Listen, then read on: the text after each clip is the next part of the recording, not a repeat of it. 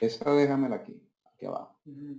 La ventana donde se ven las personas que están, ¿me la puedes poner allá? ¿O no? Es que esta es No. la persona, Ok. o sea, si hay Entonces cámara. ponme esta bien acá entonces.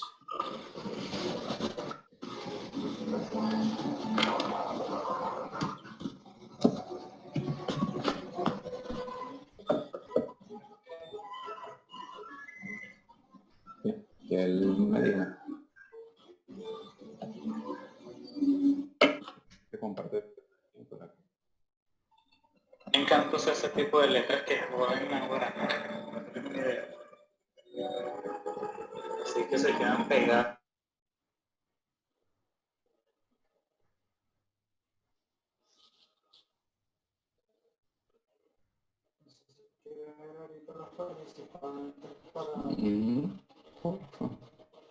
Ver.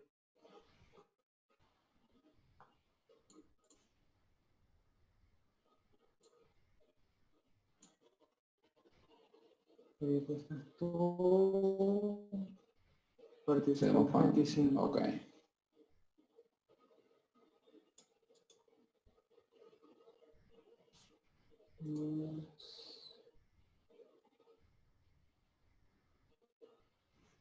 Chat.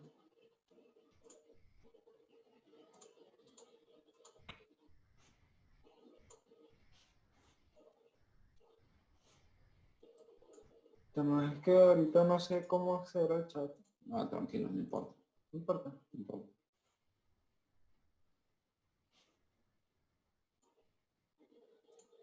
Jorge, ¿tú me estás escuchando?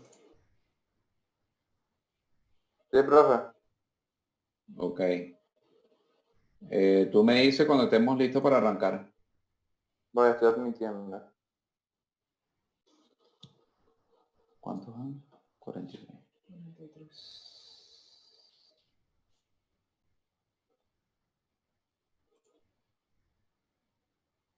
Hostia, gente.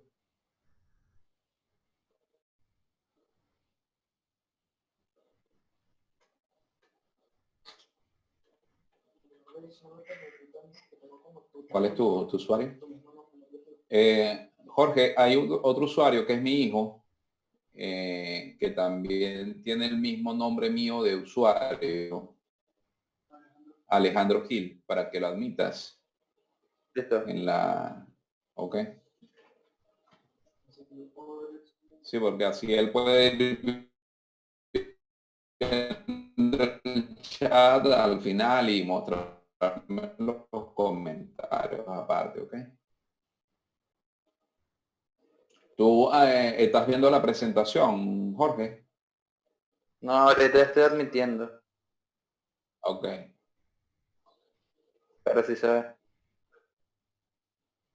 Pero sí se ve, ¿verdad? O sea que los demás están viendo la presentación. Sí. Ok. ¿Están rayando? ¿Cuál está? Sí. No, déjame aquí un momento.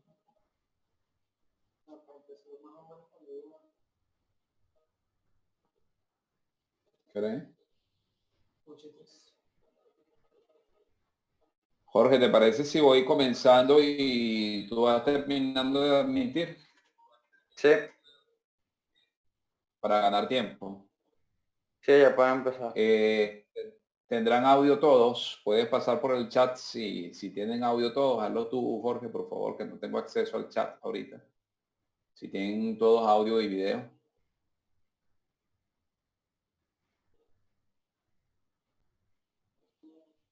¿Qué dicen? Sí. Bueno. Bueno, vamos a ir comenzando para ganar tiempo. Si se llega a interrumpir la presentación después de un lapso de tiempo, es posible que sea porque recuerden que Zoom nos da de forma gratuita un número de minutos determinado. No se vayan a salir, que yo inmediatamente reinicio la reunión como hice en la reunión anterior. ¿Ok? Bueno, entonces vamos a continuar estudiando la fisiología respiratoria. En la primera clase hablamos de la mecánica respiratoria, que ya sabemos que se trata de cómo nosotros metemos el aire adentro y afuera de los pulmones. Ya sabemos entonces en qué consiste y cómo fisiológicamente se da la inspiración y la expiración, y vimos todas las aplicaciones que podíamos hacer de la fisiología a la medicina real. En el día de hoy entonces vamos a estudiar el intercambio gaseoso y el transporte de gases. Recuerden que la finalidad última del aparato respiratorio es entregar oxígeno a los tejidos y recoger dióxido de carbono de esos tejidos y llevarlo a los pulmones para que sea expulsado al aire ambiente. Entonces, para que nosotros logremos esa finalidad, tenemos que meter el aire al pulmón, y una vez que alcanzamos nuestro objetivo allí en el pulmón, que es el alvéolo, tiene que hacer el intercambio gaseoso, y una vez que se haga el intercambio gaseoso, tendremos que llevar el oxígeno hacia la célula y traer el dióxido de carbono desde la célula hasta el alvéolo. Entonces, eso es el intercambio de gases. Esto lo sabemos nosotros desde biología de cuarto año, creo, que lo que ocurre en el pulmón, en el alvéolo, es que el oxígeno va a pasar desde el alvéolo hacia la sangre y el dióxido de carbono va a pasar desde la sangre hacia el alvéolo. ¿Ok? Recordemos que la sangre que está llegando aquí al alvéolo viene de las arterias pulmonares que vienen del corazón derecho, que a su vez trae sangre desde toda la economía del organismo. Por lo tanto, es una sangre que es rica en dióxido de carbono. Y esta sangre, a su vez, va a salir de acá del pulmón a través de las venas pulmonares que van hacia el corazón izquierdo. Y esta sangre que sale de acá, de los pulmones, es una sangre que va rica en oxígeno y pobre en dióxido de carbono. Esto es un conocimiento muy básico que lo saben hasta los muchachos de bachillerato, incluso hasta de primaria, creo, pero nosotros hoy vamos a estudiar los principios fisiológicos que van a regir ese cambio. Si nosotros estamos diciendo acá, ¿ok?, que la sangre viene desde la periferia, rica en dióxido de carbono, y sale a través de las venas pulmonares rica en oxígeno, y que este oxígeno viene del aire y que este CO2 va a salir con el aire expirado, podemos analizar o inferir de inmediato que el aire de la atmósfera, el aire alveolar y los gases en la sangre venosa y en la sangre arterial tienen distintas composiciones en distintos momentos. Entonces, vamos a comenzar analizando la composición del aire alveolar, del aire ambiente, del gas expirado y la presión de los gases en la sangre venosa y en la sangre arterial. Bien. Entonces, fíjense bien, estamos acá a nivel del mar, ¿ok? Y vamos a estudiar la composición del gas en el aire ambiente. Esto es a nivel del mar. Estamos en Ocumare de la Costa a 0 metros de altura. Bien. Si nosotros vemos acá y analizamos el aire de la atmósfera a nivel del mar, vemos que está compuesto principalmente por dos gases. El nitrógeno, que tiene una presión de 596 milímetros de mercurio, y el oxígeno, 159 milímetros de mercurio. Hay otros gases como el dióxido de carbono, el vapor de agua, que tienen allí a la altura del mar una presión parcial que es bastante despreciable. Incluso hay otros gases como el xenón, etc. ¿Ok? Pero que no vale la pena tomarlo en cuenta para esta explicación. Entonces, si el carbono más la presión de vapor de agua, la presión atmosférica a nivel del mar, que vemos que es de 160 milímetros de mercurio. Entonces, ya de la suma de la presión parcial de cada uno de los gases que la conforman, principalmente el nitrógeno y el oxígeno. Esta es una mezcla de gases, ¿ok? Cada gas allí ocupa un espacio, y el espacio que ocupa se conoce, que nosotros tenemos acá, el nitrógeno, y seguido por el oxígeno. Ahora comparemos el aire del ambiente con el aire que llega a los alvéolos, ¿ok? Después que nosotros inspiramos, ¿ok? Inspiramos, metemos ese aire que viene de la atmósfera y vemos cómo llega, ¿ok? Acá a los alvéolos. ¿Ok? Ya nosotros estudiamos en la clase pasada la ventilación mecánica, pero analicemos ahora la presión parcial de los gases a nivel del alvéolo. Entonces, y comparémoslos con la presión parcial de esos gases a nivel del oxígeno. Fíjense que acá hay dos cositas que nos llaman inmediatamente la atención. La presión de vapor de agua pasó a 47 milímetros de mercurio si la comparamos con la presión de la atmósfera a la altura del mar. Fíjense que aumentó enormemente, desde 0 o 5,7 hasta 47 milímetros de mercurio. ¿Por qué? Porque cuando el aire va pasando por las vías respiratorias, tráquea, bronquios principales, bronquios accesorios, como nosotros somos agua, las moléculas de agua que traen en la superficie de la vía respiratoria pasan a un estado gaseoso, ¿ok? Y van saturando el aire de vapor de agua. A su vez, recuerden que en el espacio muerto, cuando nosotros expiramos, lo dijimos en la clase pasada, acá del alvéolo, ¿ok? Y ese aire trae CO2, también aumenta con respecto a la presión de CO2 en el ambiente, ¿ok? Fíjense que tenemos ahora una presión de CO2 de 40 milímetros de mercurio. Quiere decir que aumentó la presión parcial del CO2 y la presión parcial del vapor de agua. Entonces son dos gases que se nos están añadiendo a la mezcla de gases inicial. Como se están añadiendo, ellos van a ocupar un espacio ahí en esa mezcla de gases. Y como ocupan un espacio, entonces va a disminuir la presión parcial de los otros dos gases que traían. Fíjense que ahora en el alvéolo tenemos una presión parcial de oxígeno de solo 100 milímetros de mercurio comparado con los 159 que teníamos en el alvéolo. Mientras que la presión parcial del nitrógeno, que antes era de 596 en el ambiente, ahora es solamente de 573. ¿Por qué? Porque el dióxido de carbono y la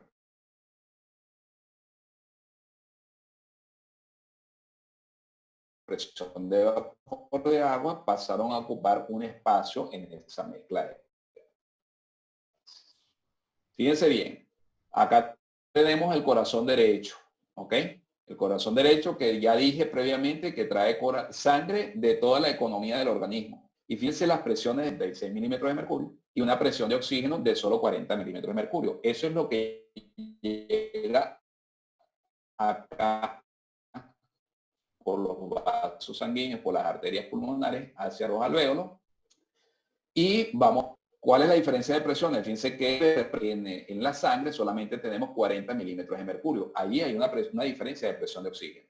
Para hablar de una manera más clara, ¿ok? Para aquellos que no han visto todo esto, pero sí vieron la primera unidad de fisiología, la presión parcial de estos gases es como decir la concentración de esos gases. En este caso en el alvéolo y en la sangre, ¿ok? Es una concentración, pero como es gas, pero es lo mismo que decir concentraciones. Entonces, fíjense que quiere decir que el oxígeno está más concentrado en el alvéolo que en la sangre. Por lo tanto, si seguimos los principios de va a haber un mayor número de moléculas de oxígeno chocando. ¿Cuál va a ser la consecuencia? Si hay una diferencia de concentración, sabemos que la sustancia se va a mover de donde hay mayor concentración hacia donde hay menor concentración. Entonces va a pasar oxígeno del alvéolo a la sangre. Al mismo tiempo también vemos que hay una diferencia de concentración del dióxido de carbono. ¿Por qué? Porque la sangre venosa trae 46 milímetros de mercurio de dióxido de carbono y en el alvéolo solamente hay 40 milímetros de mercurio. La diferencia aquí de presión es menor, pero hay una diferencia. Entonces, ¿qué va a pasar? Pues obviamente el dióxido de carbono va a haber un mayor número de moléculas de dióxido de carbono chocando del lado de la membrana alvéolo capilar, del lado del capilar, que del lado del alvéolo en sentido contrario. Entonces va a pasar CO2 desde la sangre hacia el intercambio gaseoso. Por lo tanto, entonces la sangre, ¿verdad?, por las venas pulmonares hacia el corazón izquierdo. Y vemos que la sangre que antes traía solamente 40 milímetros de mercurio de presión de oxígeno, ahora se va con una presión parcial de oxígeno de 95 milímetros de mercurio, y que antes traía 46 milímetros de mercurio de ese dióxido cargar de distribuir hacia todos los tejidos. Luego ocurre la expiración y podemos analizar el aire expirado. Entonces, fíjense,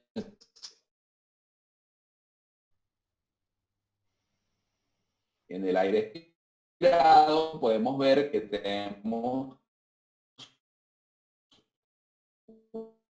una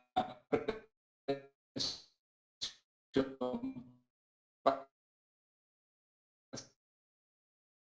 de oxígeno de 110.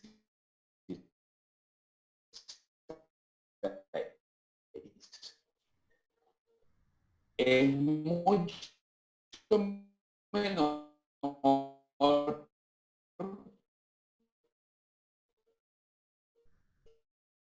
que la presión parcial del aire ambiente cuando nosotros, antes de que nosotros respiramos, ¿ok?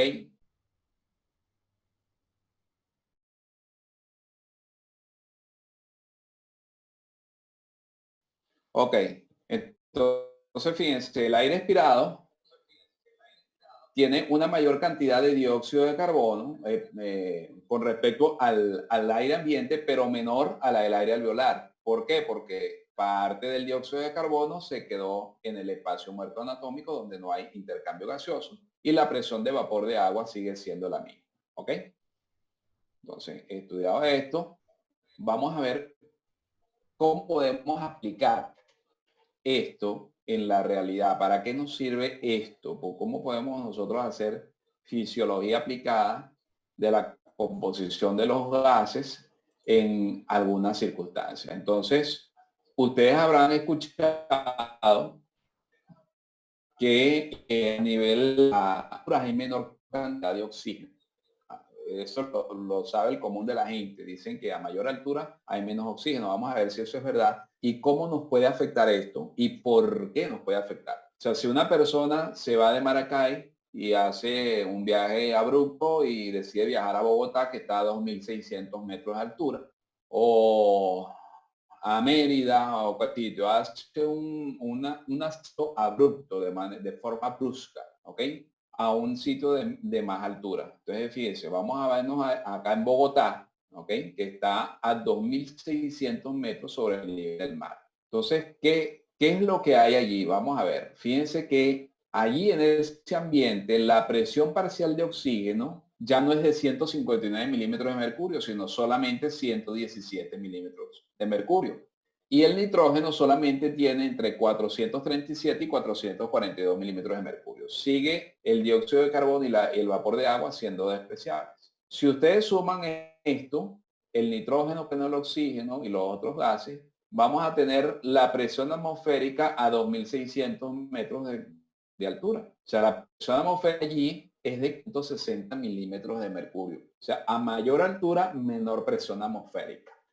Si recuerdan los números a nivel del mar, ¿ok?, podemos sacar una cuenta sencilla, ¿ok? A nivel del mar tenemos una presión atmosférica de 760 milímetros de mercurio, correcto, y una presión de oxígeno de 159 milímetros de mercurio. Si hicieran una regla de 760 es el 100%, 159 ¿cuánto es? Eso le va a dar 21%. Quiere decir que el mar, la presión parcial de oxígeno de 159 milímetros de mercurio representa el 21% de la mezcla de gases. Si hacemos la misma cuenta acá a 2.600 metros de altura, podemos decir 560 milímetros de mercurio es el 100%, 117, ¿cuánto por ciento es? Si sacan la cuenta, se van a ver que también da 21%.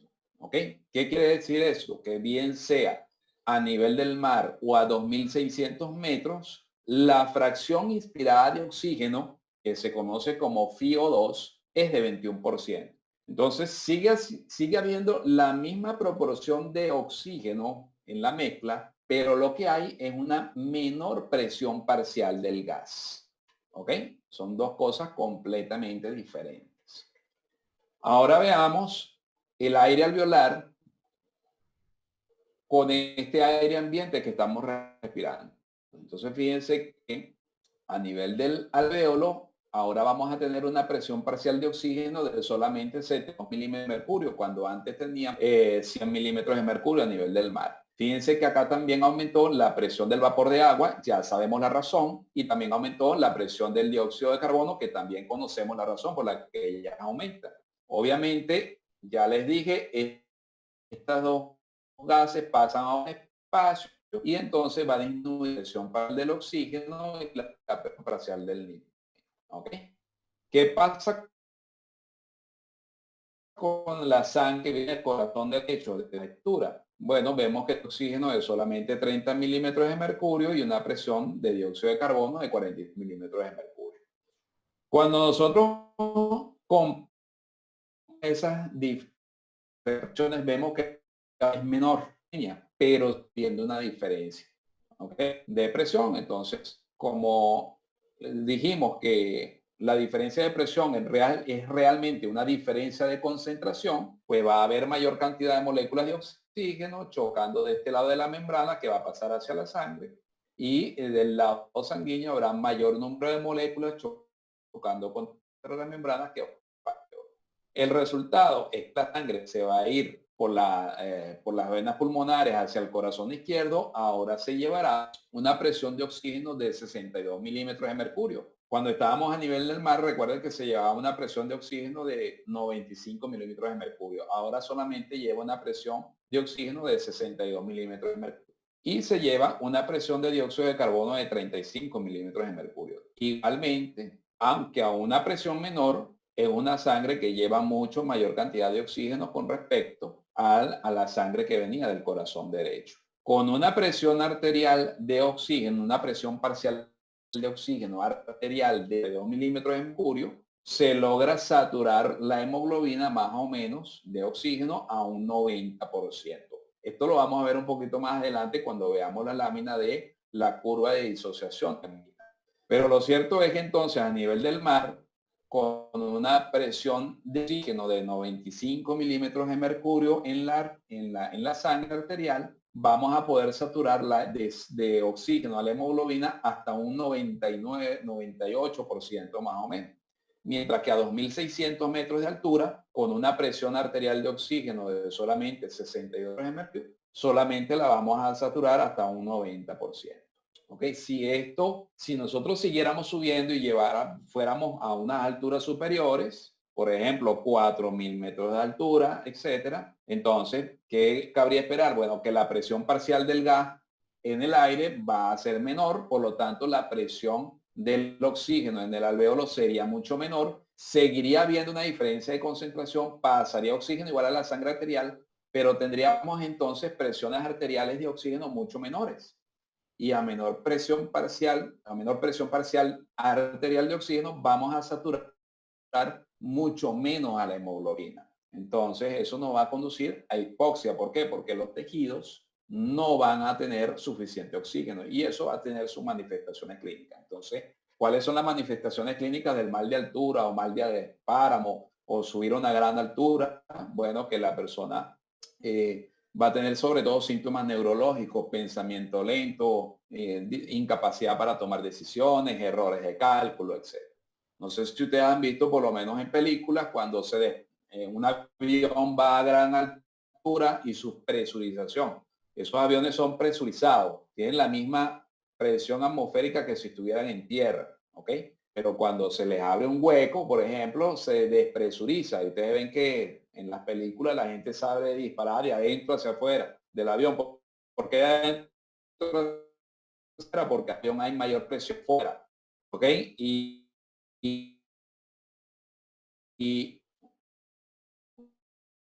máscaras de oxígeno. Fuera a esas grandes alturas hay muy poca presión para el oxígeno y se tienen que poner el oxígeno allí. Y si ustedes buscan videos, vean las máscaras de oxígeno que se ponen los pilotos. Ellos se ponen una máscara diferente, una máscara negra grande que va amarrada a presión y ellos tienen una bomba. Ellos se les suministra, porque por supuesto conviene que el piloto no pierda la conciencia de eso. El oxígeno que le llega a los pasajeros, eso no sirve de nada, eso es más psicológico. ¿Y qué hace el piloto de inmediato? Lo que hace es tratar de descender el avión. ¿Hasta cuánto lo va a descender? Hasta lo que llaman ellos el techo físico, hasta unos 3.000 metros de altura, donde hay una suficiente presión parcial de oxígeno en el ambiente que va a hacer que la sangre sature por lo menos lograr presiones parciales de 60 milímetros de mercurio para evitar que las personas pues, sufran de hipoxia. ¿Ok? ¿Y qué pasa con aplicando la fisiología, y qué pasa con los alpinistas? ¿Cómo hacen ellos? O pues, ustedes ven, busquen por ahí cómo hacen los alpinistas para subir el monte. Ellos no suben en un solo envión hasta los 8.000 metros que mide el monte, ¿no? Ellos van haciendo un ascenso escalonado por estaciones, ¿ok? A que esas estaciones están a distintas alturas. ¿Por qué hacen eso? Bueno, para ir haciendo algo que fisiológicamente se llama aclimatación a la altura. Cuando nosotros vamos subiendo, por lo menos si vamos de aquí para Bogotá, nosotros durante unos días vamos a desarrollar una aclimatación con unos cambios fisiológicos. ¿Cuáles serán los cambios fisiológicos? Bueno, en primera instancia, como tengo menos oxígeno, voy a respirar más rápido. Se aumenta la frecuencia respiratoria y se aumenta la profundidad de la respiración. Pero ¿cómo se hace eso si la respiración es algo que se opera a nivel pleno? Como la presión arterial de oxígeno cae, tenemos acá en la bifurcación de las carótidas algo que se llama cuerpo, unas células que son células nerviosas, que los sectores, si lo recuerdan, el sistema nervioso, ellos perciben que hay poco oxígeno y mandan una señal por el noveno par craneal que va a ir hasta el respiratorio y le informa al centro respiratorio, mira, tenemos menos oxígeno en la sangre. Y la respuesta del centro rector, cuando veamos esto, voy a explicar cómo funciona el centro respiratorio, va a ser aumentar la frecuencia respiratoria y la profundidad de la respiración para tratar de meter menos aire. ¿Ok? Deme un momento que esto me está... ayúdame aquí, David, para que me deje actualizar porque nos quedan 10 minutos gratis y me está pidiendo que actualice. Lo voy a hacer ahorita. Recuerden que somos pobres y estamos en la versión gratis, pero por ahí estamos haciendo una encuesta ya de que si hay más de 100 personas interesadas, pues podemos pasar a la versión paga. ¿Okay? O sea, si la vamos a actualizar es para que nos envíe para que paguemos. Habrá que... Ok, entonces vamos a seguir cuando se corte la presentación, volvemos a reiniciar para que sepan. Ponme la presentación acá y ya saben que si se corta un momento es porque se acabó el tiempo, si no la reunión y vuelven a entrar. Entonces, el otro cambio fisiológico que se da es aumentar acá. ¿Por qué? Porque como la finalidad de la zona es llevar oxígeno a los tejidos y traerlo el dióxido de carbono de regreso, ¿ok? Eso lo hace el aparato cardiovascular. Entonces se disparan las catecolaminas y ocurre taquicardia. Ese es el otro cambio. Y por último, el otro efecto compensador es que la hipoxia es un efecto estimulante para la médula ósea y la médula ósea producirá más glóbulos rojos. Por lo tanto, tendremos mayor cantidad de hemoglobina, que al final es la molécula que va a transportar el oxígeno y el dióxido de carbono. ¿Ok? Las personas que viven en Bogotá o que viven en Mérida tienen mayor frecuencia respiratoria y mayor frecuencia cardíaca que nosotros. No, tienen la misma respiratoria y cardíaca, pero ellos se han aclimatado a lo largo de la vida. Lo que sí tienen ellos, que no tenemos lo que vivimos acá a nivel del mar, es una mayor cantidad de hemoglobina. Entonces usted le mide la hemoglobina a un merideño, tiene 15 gramos de hemoglobina y se la mide a uno que vive en Ocumare de la Costa y ese tiene 12 gramos de hemoglobina, nada más. ¿Ok? Y Otro gas que nosotros estudiamos allí fue el nitrógeno. Y aquí esto podemos tener alguna aplicación interesante, sí, usos. Recuerden que en la atmósfera hay nitrógeno y nosotros respiramos ese gas y ese gas es metabólicamente inerte y se equilibra rápidamente en el alvéolo, en la sangre y líquidos.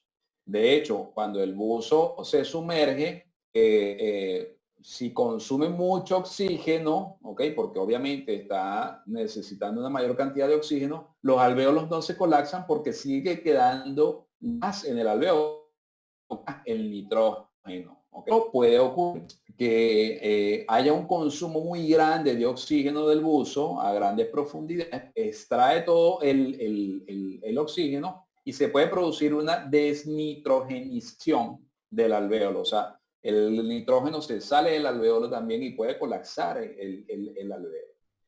Entonces, luego cuando el buzo comienza a ascender, si el buzo se desprende del nitrógeno, principalmente de modo forman burbujas de aire en la sangre que embolizan, por ejemplo, hacia el sistema nervioso y pueden hacer eventos cerebrovasculares por eso. ¿Okay? No sé si ustedes han escuchado hablar de Carlos Coste, un apneísta venezolano que ha batido varios récords mundiales. Él en el año 2002 sufrió una embolia gaseosa y a qué se debe eso, que cuando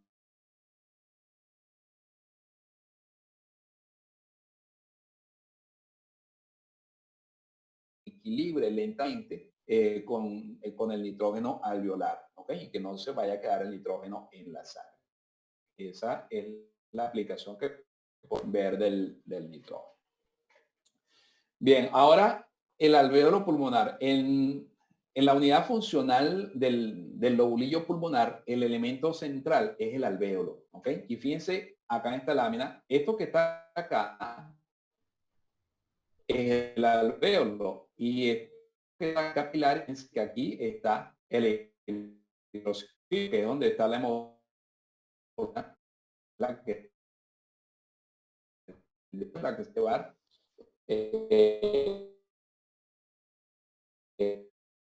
solo un nivel de la presentación a reiniciarlo, ¿ok?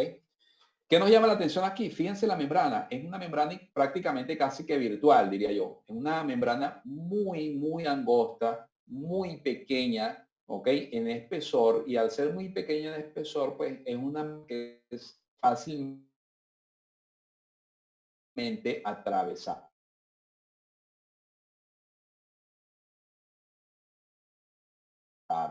Obviamente,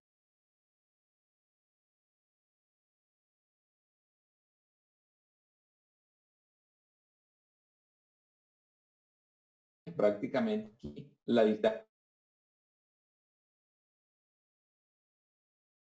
Entonces, como hemos venido estudiando y son esos tres, el primero lo estudiamos en la primera clase, la ventilación, poder meter aire al pulmón, ¿ok? A pulmones. Doctor, ¿ok? Que ya mostré y aquí regresamos de nuevo al monto de ano, al aire. Bueno, nos explica factores que determinan el paso de dióxido de carbono. En primer lugar tenemos el aire de la membrana. Para el caso de los cuales es la membrana es ok. Entonces, le decía que la ley de Fick nos explica el intercambio gaseoso. ¿De qué manera? Por ejemplo, la ley de Fick que dice que la difusión de una sustancia va a ser directamente proporcional al área de la membrana por el gradiente de concentración, por el coeficiente de solubilidad sobre la distancia. Entonces, el área de la membrana es sumar la membrana de todos los alvéolos. Y eso dijimos en la clase pasada que mide alrededor de 80 metros cuadrados, un poquito más grande que una cancha de fútbol. Quiere decir entonces que tenemos una enorme área. ¿Y eso sirve en la realidad? Bueno, sí, porque si tenemos un paciente al cual, por ejemplo, el ejemplo de la clase pasada, se le picha completamente un pulmón por una puñalada, el neumotórax, aquí tenemos 50% menos de área de membrana. Si hay 50, pues menor difusión de gases. ¿Ok? El gradiente de concentración es importante, sí, es importante porque fíjense que a mayor gradiente de concentración, mayor difusión.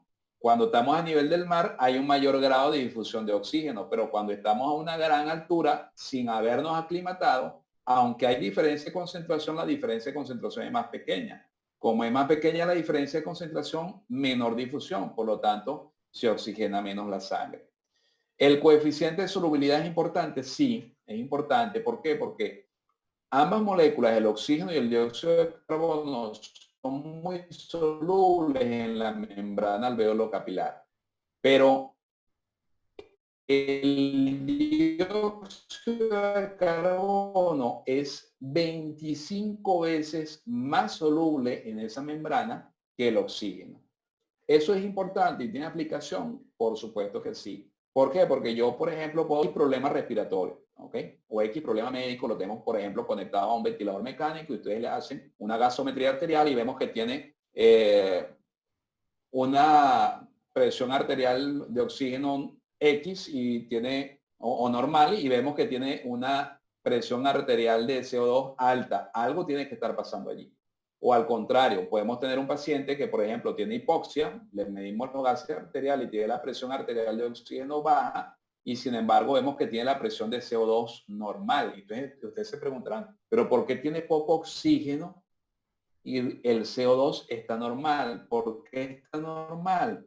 Porque el coeficiente de solubilidad de ese gas, el dióxido de carbono, es mucho mayor. O sea, él pasa muy fácilmente de la sangre al alvéolo, con más facilidad de la que tiene el oxígeno para pasar en el sentido, porque a mayor distancia menos difusión y a mayor distancia menos difusión, que a menor distancia más difusión, pero como vimos la membrana alveolo capilar es muy delgadita. En el único caso que podríamos tomar en cuenta esto es cuando esa distancia aumente. Por ejemplo, si hay un edema de pulmón. ¿Y qué es edema, muchachos? Edema es agua, líquido en el alvéolo. Entonces eso aumentaría la distancia. Además que cambiaría el coeficiente de solubilidad, porque entonces ahora el oxígeno y el dióxido de carbono tendrían que atravesar la capa de agua y la capa de la membrana alveolo capilar. Entonces sí sirve de algo la ley de Fick. Y el otro elemento que sirve para mantener esta presión de CO2 y de oxígeno en la sangre es la perfusión, ¿ok? Que vamos a ver seguidamente, un poquito más detalladamente, que es la perfusión al lado del alvéolo. Ese capilar tiene una importancia fundamental. ¿Por qué? Porque él es el que le va a entregar el CO2 al alvéolo y va a recibir el oxígeno.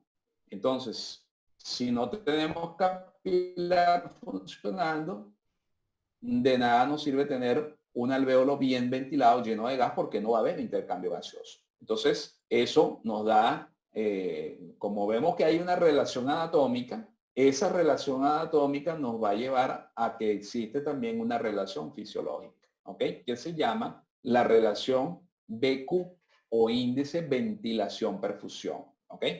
Y fíjense que entonces el índice BQ, la ventilación alveolar que vimos en la clase pasada de ventilación, aquí hay un error, es de alrededor. La perfusión pulmonar, ¿cuál es? La perfusión pulmonar tiene que ser igual al gasto cardíaco. ¿Y de cuánto es el gasto cardíaco, muchachos? Pregunta de cardiovascular, facilita. 5 litros por minuto. Ese es el gasto cardíaco. Entonces, fíjense que la ventilación alveolar es casi igual a la perfusión. ¿Ok? Y si nosotros dividimos entonces la ventilación alveolar entre la perfusión, vamos a ver que en condiciones normales vamos a tener un índice de ventilación-perfusión de alrededor de 0,8 a 1. Es muy difícil que tengamos un índice de ventilación-perfusión de 1, porque siempre, hasta incluso en condiciones normales, hay alvéolos que pueden estar bien ventilados, pero mal perfundidos. ¿Ok? O al revés, podemos tener un alvéolo que puede estar bien perfundido, pero no está bien ventilado. Entonces, pero en líneas generales, el índice normal de ventilación-perfusión es de alrededor de 0,8 a 1. Pero esto puede modificarse en algunas circunstancias y darnos lugar a distintas relaciones de ventilación-perfusión. El normal ya sabemos cuál es, ¿ok? Cuando tenemos un alvéolo que está bien ventilado y bien perfundido. Pero puede ocurrir, por ejemplo, ¿ok? Que haya un trombo de sangre en un vaso sanguíneo. Ese cuadro es frecuente, tromboembolismo pulmonar. Se forman coágulos de sangre en otras partes del cuerpo que se desprenden, viajan y se llegan hasta los pulmones. Se forman tromboembolismo pulmonar, que es un cuadro gravísimo. ¿Ok? ¿Y qué es lo que va a producir el tromboembolismo pulmonar? Fíjense, muchachos. Mala perfusión. ¿Por qué? Porque los capilares están llenos de coágulos. Y como están llenos de coágulos, no hay superficie para intercambio gaseoso. ¿Ok? ¿Qué quiere decir? Esta es una unidad de espacio muerto. ¿Por qué espacio muerto? Porque el alvéolo está bien ventilado, pero mal perfundido. No hay intercambio. Entonces, como no hay intercambio, este espacio muerto se suma al espacio muerto anatomofisiológico. Recuerdan la clase pasada, ¿ok? Entonces vamos a tener en este caso un espacio muerto fisiológico mayor que el anatómico. ¿Y por qué este cuadro es tan grave y con una alta mortalidad? Bueno, por lo que estamos viendo acá, tú puedes conectar al paciente a ventilación mecánica, ponerle una frecuencia respiratoria que aprendiste, ponerle el volumen corriente que te aprendiste en la clase pasada, le pones una fracción inspiratoria de oxígeno que ya vimos que en esta clase que normalmente es de 21%.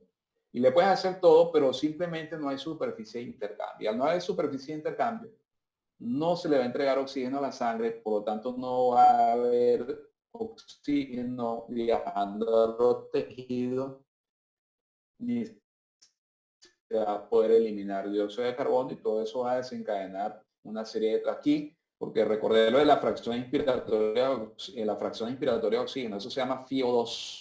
Y les recuerdo, tanto a nivel del mar es 21% como a 2.500, 4.000 metros siempre va a ser de 21%. Lo que va a cambiar es la presión parcial del gas. Y como he querido llevarlos a la aplicación de la fisiología, sobre todo en estos días que estamos con la pandemia de COVID-19 y que está tan en boga y tan escuchado la de la ventilación mecánica, entonces ustedes se fijan que han podido aprender algunas cositas acá. Cuando conectan un paciente a un ventilador mecánico, ¿qué le va a poner el intensivista allí al ventilador mecánico? Un parámetro, ¿verdad? Entonces, ¿qué parámetro le va a poner? Frecuencia respiratoria, la normal, alrededor de 15 respiraciones por minuto. Volumen corriente, que ya ustedes saben cuál es el volumen corriente normal, ¿ok? Hablamos en la clase pasada de algunos parámetros, como por ejemplo la presión positiva al final de la expiración. Recuerden por qué, para evitar el colapso del alvéolo al final de la expiración. Eso es mecánica ventilatoria. Pero además de eso hay otro parámetro que él va a regular allí, que es la FiO2. ¿Qué es la FiO2? Fracción inspirada de oxígeno. ¿Cuál es la FiO2 normal? 21%. Si usted tiene el paciente conectado a ventilación mecánica y ves que la presión arterial de oxígeno del paciente está baja, por decir, por debajo de 60 milímetros de mercurio, entonces usted sabe que la presión arterial de oxígeno va a estar determinada por la presión alveolar de oxígeno que se logra, que es la que se llega acá al alvéolo. Y a su vez la presión alveolar de oxígeno va a estar determinada por la cantidad de presión parcial que tenga el aire inspirado. Entonces, si la presión acá está baja, ¿cómo puede hacer usted para aumentarla? Bueno, aumentar la presión parcial del gas acá para que haya más diferencia de concentración, ley de Fick, y pase más oxígeno para acá. ¿Y cómo puedo hacer para que aumente la fracción de la presión parcial del oxígeno aquí en el alvéolo si el paciente lo tengo conectado a un ventilador mecánico? Aumento la FiO2, o sea, en lugar de tener una FiO2 de 21 se la llevo a un nivel superior, 30, 40, hasta 50. Por encima de 50, eso está súper estudiado. El oxígeno también produce toxicidad, daña los tejidos, y a un paciente por encima, con una fracción inspiratoria de oxígeno por encima de 50, es muy posible dañar la vía respiratoria. La otra unidad que podemos tener acá de la relación ventilación-perfusión es cuando tenemos, por ejemplo, un alvéolo que está colapsado pero está bien perfundido. ¿Ok? Aquí tampoco hay intercambio gaseoso. Y esto se llama unidad de Shunt. Shunt en inglés es cortocircuito. ¿Ok? Entonces, ¿qué es lo que va a pasar? Fíjense, el alvéolo está mal ventilado pero bien perfundido. ¿Ok? Entonces, ¿qué va a suceder acá? Esto sucede, por ejemplo, en las atelectasias, que cuando agonía muy severa, que este pulmón está lleno de edema, etcétera. Entonces está mal ventilado, pero bien perfundido. Entonces, ¿qué sucede? Que el CO2, la sangre que viene rica en dióxido de carbono por acá, simplemente el CO2 no se va a intercambiar acá, sino que va a seguir su camino y se va a mezclar con la sangre que va hacia el corazón izquierdo. Por eso es un cortocircuito fisiológico, entre comillas. Allí. Entonces, en esos pacientes que tienen atelectasia, vamos a ver entonces que el CO2 se está acumulando. ¿Por qué se está acumulando el CO2? ¿Por qué se estará acumulando? Bueno, porque los alvéolos están colapsados, ¿ok? No hay intercambio y se está produciendo en el pulmón un cortocircuito que está dejando que el CO2 regrese a la circulación sistémica. Y por último, la unidad funcional, en la cual no vamos a tener ni ventilación en el alvéolo, ni perfusión capilar, que es bueno, fácil de entender. Esto pues me va a ocasionar un problema muy grave porque si es una superficie muy grande, voy a tener mucho menor intercambio gaseoso.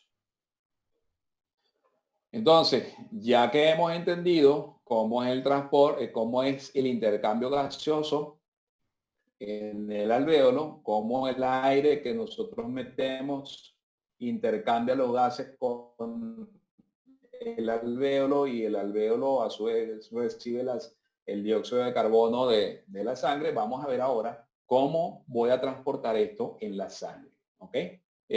Bueno, todo oxígeno y el dióxido de carbono también, porque nos empeñamos mucho en darle importancia al oxígeno, pero no mencionamos casi al dióxido de carbono y tiene una tremenda importancia. Estas moléculas ambas se transportan, no van disueltas en la sangre. Esos gases, el oxígeno como gas y el dióxido de carbono son muy poco solubles, entonces ellos no pueden viajar así solitos, disueltos en la sangre. Ellos necesitan un autobús que los lleve a los tejidos. Y el vehículo que va a utilizar para llevar a los tejidos es la hemoglobina. Y bueno, no me voy a detener mucho ahí porque eso se lo enseñan a ustedes en una materia que adoran, que es bioquímica. Y saben que la hemoglobina está formada por grupo N y todo lo demás, y que tiene hierro, etcétera. Y el oxígeno particularmente tiene una alta afinidad por el hierro. Y cada molécula de oxígeno puede llevar hasta 4 moléculas cada molécula de hemoglobina, 4 moléculas de oxígeno. ¿Ok? Pero vamos a transporte propiamente dicho de estos gases. Es ahí. El consumo de oxígeno del organismo es de aproximadamente de 250 mililitros por minuto. ¿Ok? Y de forma disuelta, o sea, solo sin unirse a la hemoglobina, solo viajan 0,3 mililitros por minuto. O sea, una cantidad muy chiquita. ¿Ok? Que no es suficiente para el suministro. Pero, ¿qué importancia tiene esta cantidad pequeña que va sin unirse a la hemoglobina? Bueno, que estos 0,3 mililitros que van disueltos son los que determinan o los que ejercen la presión parcial del oxígeno en la arteria, en la sangre arterial. Determinar cuántos a unir a la hemoglobina. Entonces, esta cantidad que va disuelta aquí, que es muy importante porque al final es la que me determina cuánto oxígeno se va a unir a la hemoglobina. O sea, de cómo se va. Si tengo. Me disculpe, pero fue que se cayó de nuevo la conexión de internet. Están todos ahí, David. ¿Tú qué puedes revisarlo? 17. Ok, bueno. Entonces, les decía que esa pequeña cantidad de oxígeno, ok, por favor que vayan analizando por el chat si tienen audio y video todos. Esa pequeña cantidad de oxígeno es la que me va a determinar cuánto oxígeno se va a pegar a la hemoglobina, ok.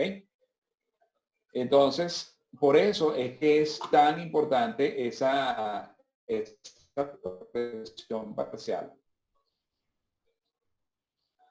Y el otro factor que tenemos acá, en un momento que esto está como, ok, bien, ya la pequeña cantidad que va a viajar disuelta es la que me va a determinar la principal manera como se va a transportar la hemoglobina, que el oxígeno, que es unido a la hemoglobina, ok. ¿Qué es lo que pasa? Que en la práctica clínica que ustedes van a hacer a diario, ustedes no van a determinar la saturación de la hemoglobina con oxígeno.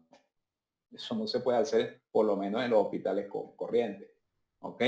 Pero sí pueden tomarle una gasometría al paciente y medir la presión arterial de oxígeno. Eso sí se hace en los hospitales. Y sabiendo ustedes cuál es la presión arterial de oxígeno, pueden inferir cuán saturada está la hemoglobina de oxígeno. A ver ahora en la curva de distorsión de la hemoglobina. ¿Ok? Entonces, fíjense, tenemos algo que siempre preguntan en los exámenes, el efecto Aldan y el efecto Bohr. ¿Qué es lo que va a pasar? Cuando la sangre llega a los pulmones, ¿ok? Y tenemos ahí en el pulmón, vimos que hay una alta presión de oxígeno en los alvéolos, ¿ok?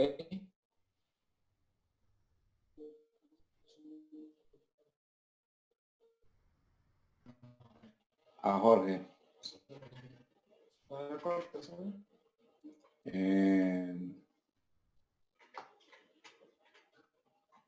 ¿Dónde está el chat aquí para decirle a Jorge que me...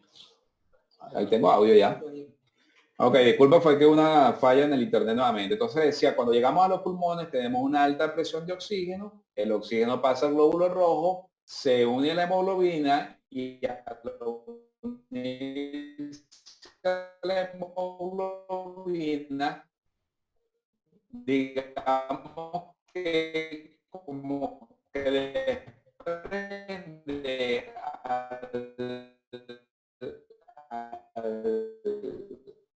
al dióxido de carbono, lo desplaza. ¿Okay? Entonces cambia la unidad del hemoglobina, se conoce como el Aldán. ¿Okay? O sea que digamos, cuando hay alta presión, ¿qué es lo que va a pasar? Que aumenta la unidad del hemoglobina y disminuye la por efecto. Eso es el efecto Aldán.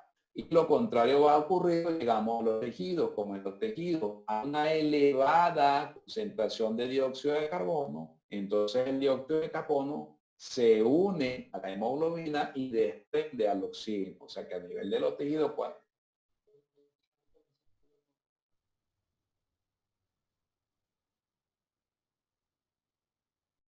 tengo problemas con el internet, me vi un mensajito por ahí que repitiera porque no se había entendido. Bueno, que lo vea el... Sí, es que...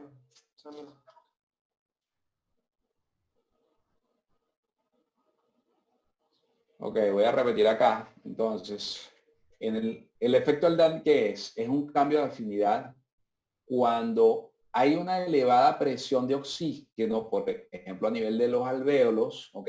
El oxígeno desplaza al dióxido de carbono de la hemoglobina, ¿ok? Y se une a la hemoglobina y suelta al dióxido de carbono. Esto es a nivel pulmonar, eso es efecto Aldán.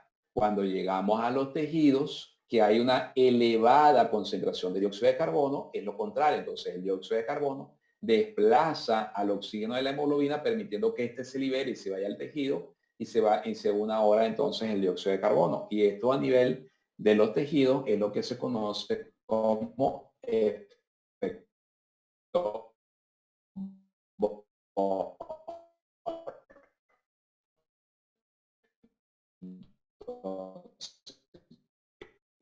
El efecto Aldán, que cuando hay una elevada presión de oxígeno, cambia dióxido de carbono.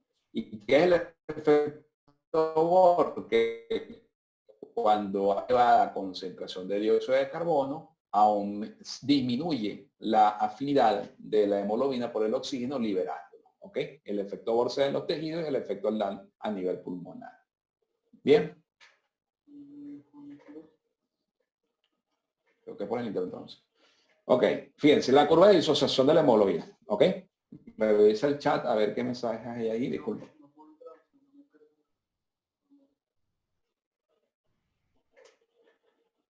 Ok, la curva de la disociación de la hemoglobina. Fíjense, ¿qué tenemos acá?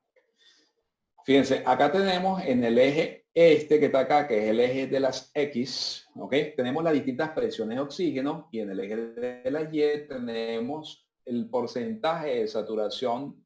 En esta gráfica también hemoglobina y hemoglobina, pero vamos a centrarnos en la hemoglobina. Entonces, fíjense, nosotros podemos determinar la afinidad que tiene la hemoglobina por el oxígeno determinando algo que se llama P50. ¿Qué es la P50? Es la presión necesaria para saturar al 50% de la hemoglobina con oxígeno. Y vemos que en condiciones normales es de 26. ¿Qué quiere decir? Que con una presión arterial de oxígeno de 26 milímetros de mercurio, yo puedo saturar la hemoglobina con oxígeno al 50%. ¿Ok?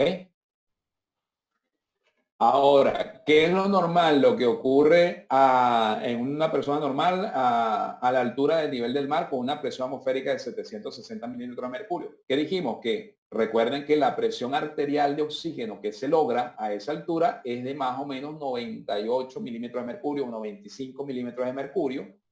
Eso me va a producir una saturación de la hemoglobina con oxígeno de casi el 100%.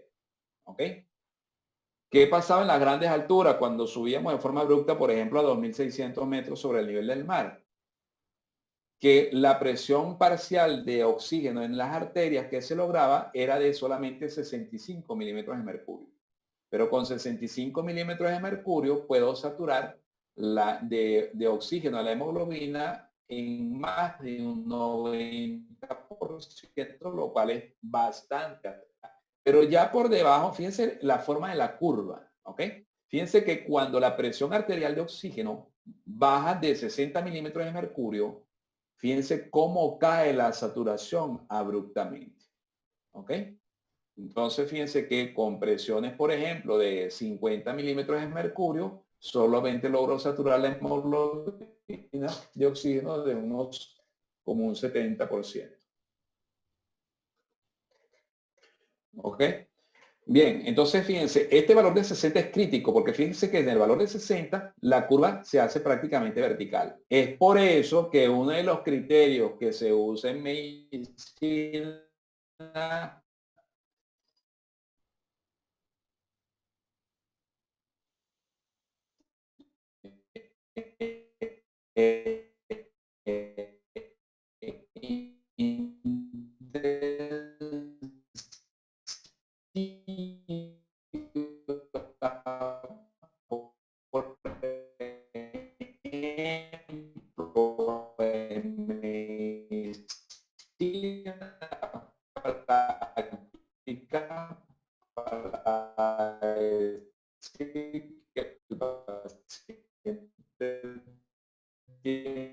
insuficiencia respiratoria,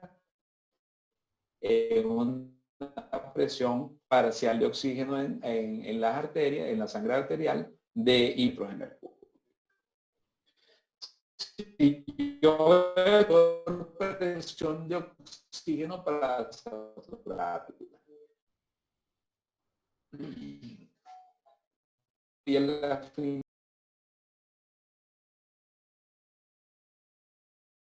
usted ya no está haciendo silenciado. Ok, ahora sí deben tener audio. Decía que si la curva se desplaza hacia la izquierda, yo voy a necesitar menor presión de oxígeno para saturar la hemoglobina. Por lo tanto, aumenta la afinidad. Ok. Disculpen, pero es que la conexión al internet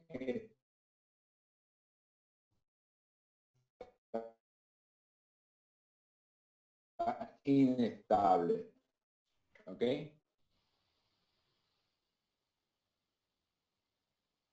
La concentración de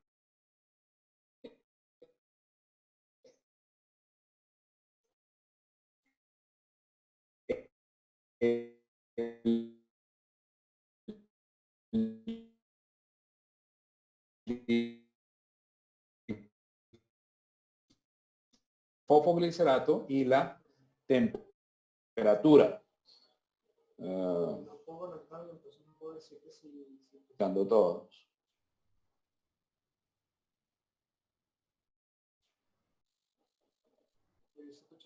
Aquí. Claro, somos muchos.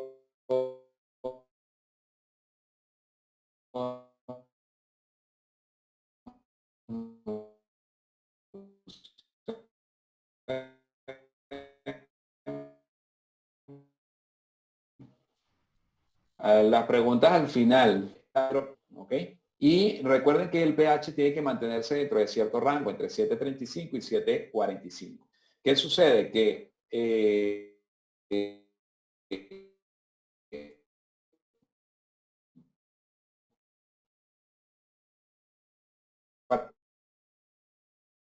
para nosotros poder amortiguar los ALT en el teclado, o sea, acá, ¿me escuchan ahora?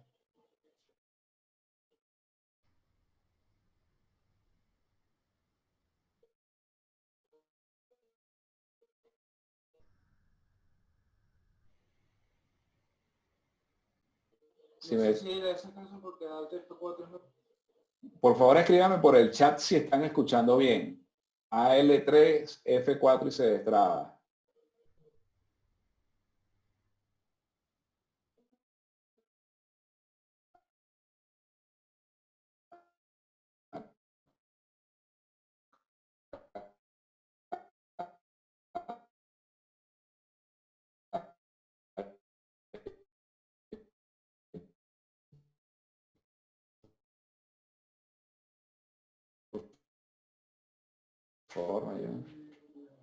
Claro, la acidez del medio, valga la redundancia, utilizar amortiguadores o buffer que ustedes vieron en bioquímica. Y uno de los buffer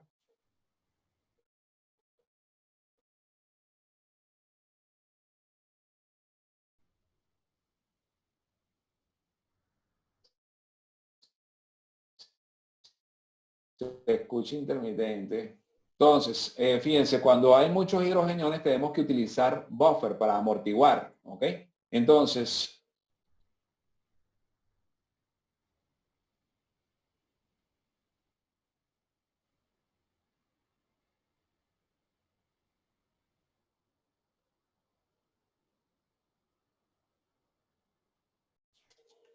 ¿hay internet en este momento, ¿saben? Al F4 es para forzar internet. ¿Dónde está F4 acá?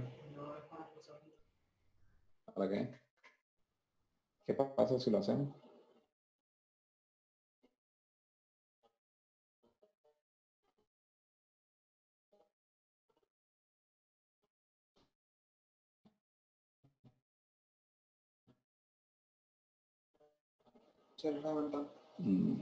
Entonces, fíjense, la hemoglobina es un tampón, es un buffer. ¿Ok? Voy a terminar, no voy a leer más el chat porque si no, no termino la clase.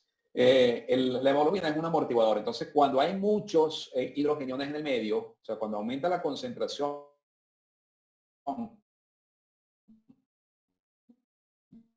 de hidrogeniones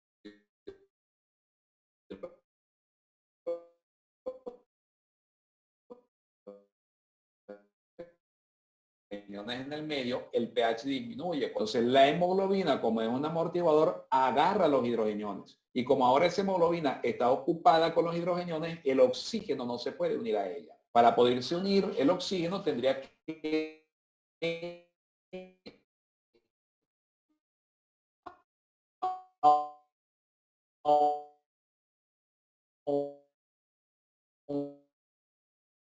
aumentarse. La curva se va desplazante, sigo con la ventilación mecánica, que tiene un X problema de salud, que ha necesitado que esté ventilado mecánicamente, y usted le está aumentando la FiO2, que ya he hablado de ella, le estoy administrando mayor oxígeno, pero veo que el paciente no satura igualmente. Cuando le hago una gasometría arterial, veo que el pH es que el paciente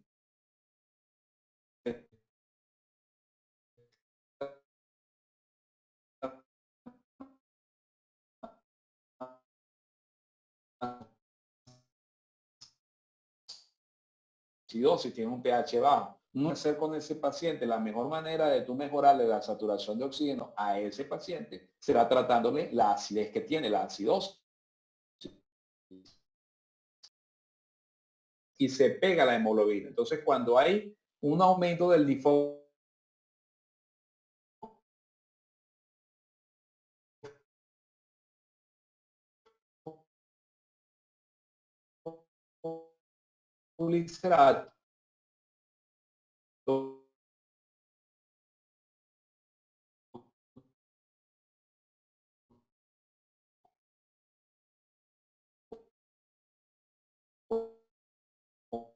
como ella es saturar a la hemoglobina fosfoglicerata. El aumento de la temperatura también la desplaza a la derecha. Por ejemplo, los episodios del paciente con fiebre. El paciente que tiene fiebre satura menos de oxígeno a la hemoglobina.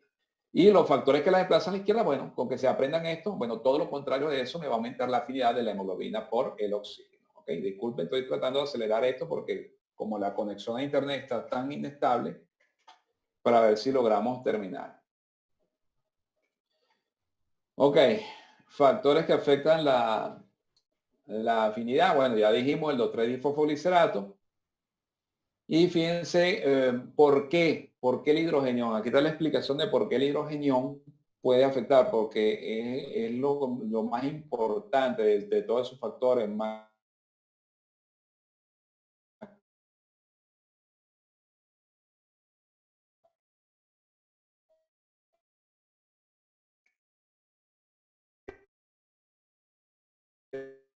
el difosfolicerato y la temperatura, riñones, que es el que se pega allá al hemoglobina.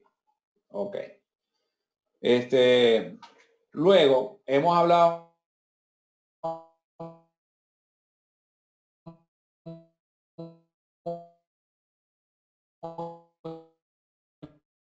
mucho, repito, del oxígeno.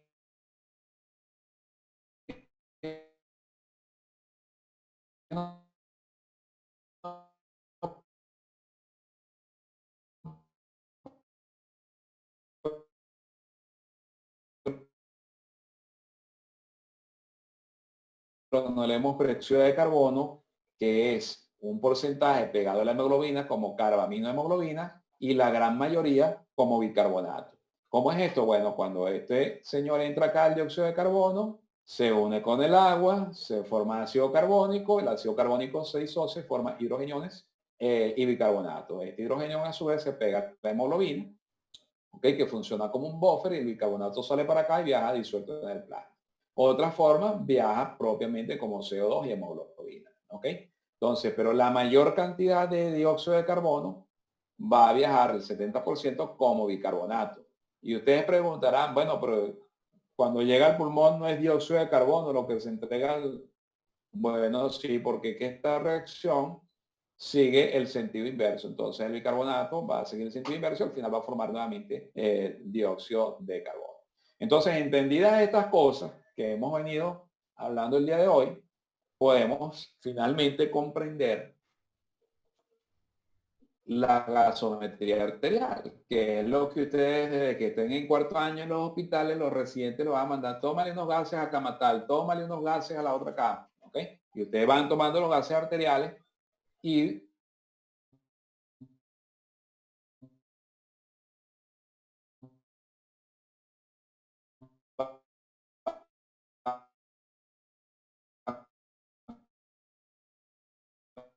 a ver los resultados, ¿ok? Es que cuando tenemos presiones mayores a 90 milímetros de mercurio, la saturación alcanza casi el 100%.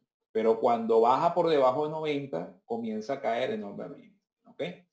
O presiones de dióxido de carbono que estén por debajo de 45 milímetros de mercurio. Recuerden que el dióxido de carbono también es muy importante y de hecho la insuficiencia respiratoria no se toma solamente una presión arterial de oxígeno menor de 60, sino que un paciente que tenga una presión arterial de dióxido de carbono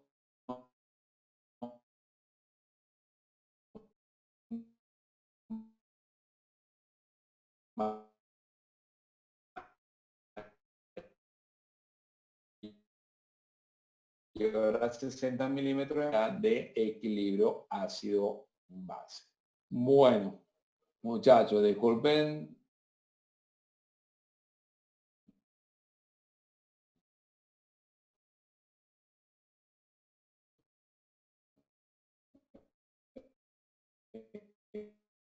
el día de hoy tuvimos más problemas que...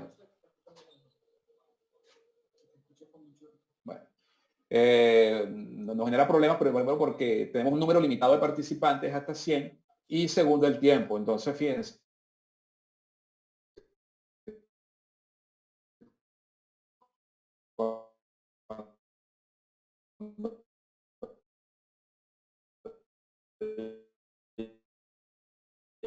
Llegamos a 40 minutos, se cae la conseguir las cosas. Y bueno, es el momento de que si tienen preguntas o comentarios que hacer, déjame ver acá el chat.